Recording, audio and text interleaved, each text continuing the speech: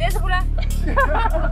Подаряваме PlayStation 5 или AirPods Pro на първият мъж, който успее да отговори на 5 въпроса за менструацията. Играеш за PlayStation 5 или за AirPods Pro? PlayStation. Готов ли си? Да. Каква е обичайната продължителност на нормалната менструация? От 1 до 2 дни, 3 до 7, 8 до 10 или 11 до 14 дни? 3 до 7. Верен отговор. Каква е ролята на физическата активност по време на менструалния цикъл? Може да намали интензивността на болката, може да увеличи болката, няма влияние или забавя цикъла? Намалува. Верен отговор. Браво! Какъв е ефекта на естрогена върху възприемането на болката?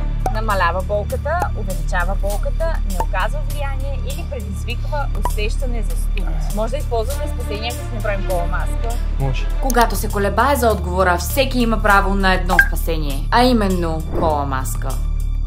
Само една или? Само една. Дете заболя! Как се нарича хормонът, който доминира в лутеалната фаза на менструалния цикъл? Естроген, прогестерон, тестостерон или адреналин? Естроген. Това, за съжаление, е грешен отговор, но се стигна до четвъртия. Браво! Дай 5. Care package, който може да подариш на приятелка си, когато е в цикъл и има нужда от подкрепа. Заповядай. Много ти благодаря.